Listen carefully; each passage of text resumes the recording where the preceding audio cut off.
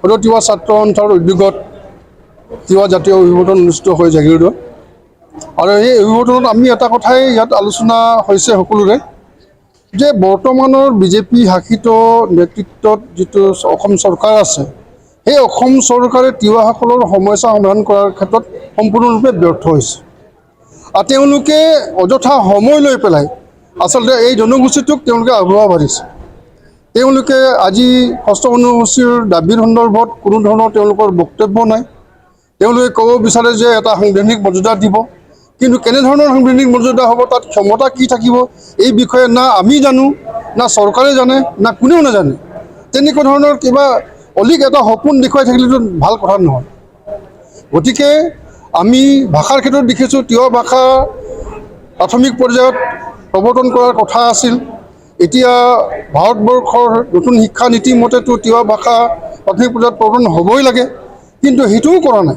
আৰু ইতিমধ্যে 24-25 শিক্ষাবৰ্ষ আৰম্ভ হ'ল, তাৰমানে এই বছৰো নহ'ব। তেনেকৈ সময় অতিবাহিত কিয় কৰি আছে, কিয় আমাক ঠগিব বিচাৰিছে? আচলতে বিজেপি নেতৃত্বাধীন জাতি মাটি ভেটিৰ কথা ক'লেও আচলতে খিলঞ্জীয়া মানুহখিনিৰ কিন্তু তেওঁলোকে কাম কৰা নাই।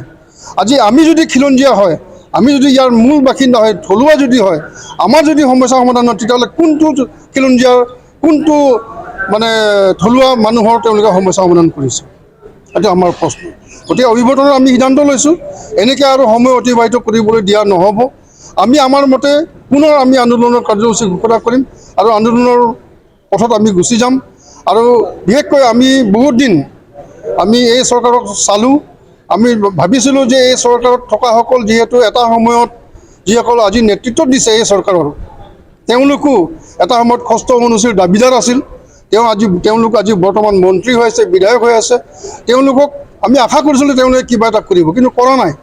যিহেতু কৰা নাই, তেতিয়াহ'লে আমি মনে মনে বহি থকাটো উচিত নহয়। সেয়ে আমি মধ্য অসম বন্ধৰ দৰে কাৰ্যসূচী পুনৰ আমি ল'বলৈ বাধ্য হ'ম, আমি ল'ম, আৰু সেইফালে আমি গুচি গৈ আছোঁ। তিৱা ছাত্ৰ সন্থাৰ উদ্যোগত জাগিৰোড কলা মন্দিৰত আজি যি তিৱা জাতীয় অভিৱৰ্তন অনুষ্ঠিত কৰা হৈছিল, আৰু এই তিৱা জাতীয় অভিৱৰ্তনত আমাৰ মুখ্য অতিথি হিচাপে উপস্থিত আছিল তিৱা ছাত্ৰ পৰিষদৰ মুখ্য কাৰ্যবাহী সদস্য জীৱন চন্দ্ৰ কোঁৱৰ ডাঙৰীয়া, আমাৰ উপদেষ্টা ক্ৰমে ৰিমল আমচি ডাঙৰীয়া, দীপক আমচং ডাঙৰীয়া, প্ৰহ্লাদ মছং ডাঙৰীয়া, প্ৰমুখ কৰি আমি যিসকল অতিথি নিমন্ত্ৰণ কৰিছোঁ সকলো অতিথি আজি এই সভাত উপস্থিত আছিল। আৰু এই সভাত অভিৱৰ্তনতে আমি কেইবাটাও কাৰ্যসূচী ঘোষণা কৰিছোঁ। আৰু যি আমাৰ অমীমাংসিত সমস্যাসমূহ আছিল, যেনে ষষ্ঠ অনুসূচী, তিৱা ভাষা শিক্ষক নিযুক্তি, অবৈধভাৱে বেদখল মুক্ত কৰা, ট্ৰাইবেল বেল্ট ব্লকত অবৈধভাৱে থকা বেদখল মুক্ত কৰাকৈ দাবী কৰি আমি কেইবাটাও দাবীক লৈ পেলাই আজি এই অভিৱৰ্তন আলোচনা কৰা হৈছিল। আৰু এই অভিৱৰ্তনে আগন্তুক কেইটামান আন্দোলনৰ কাৰ্যসূচী ঘোষণা কৰিছে।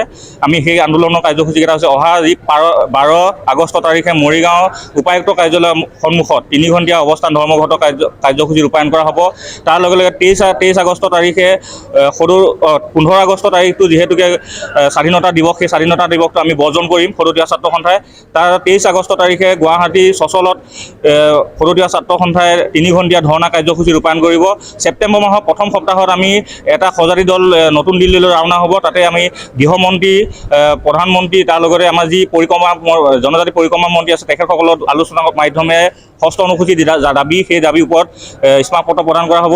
তাৰ পাছতে আমি ছেপ্টেম্বৰ মাহৰ একদম প্ৰথম সপ্তাহৰ পিছতেই আমি গণতান্ত্ৰিকভাৱে যদি এই সমস্যাসমূহ এই 2 মাহৰ ভিতৰত যদি সমস্যাসমূহ সমাধান নকৰে, তেতিয়াহ'লে কিন্তু আমি মধ্য অসম বন্ধৰ দৰে কাৰ্যসূচী ল'বলৈ কাৰণে কিন্তু কুণ্ঠাবোধ নকৰিম। আৰু ইয়াৰ যি মধ্য অসম বন্ধৰ যি কাৰ্যসূচী ঘোষণা কৰা হ'ব, সেই কাৰ্যসূচী যদি অপ্ৰীতিকৰ পৰিস্থিতি কিবা সৃষ্টি হয়, তাৰ কাৰণে কিন্তু আমি জগৰীয়া নহয়, চৰকাৰ জগৰীয়া হ'ব।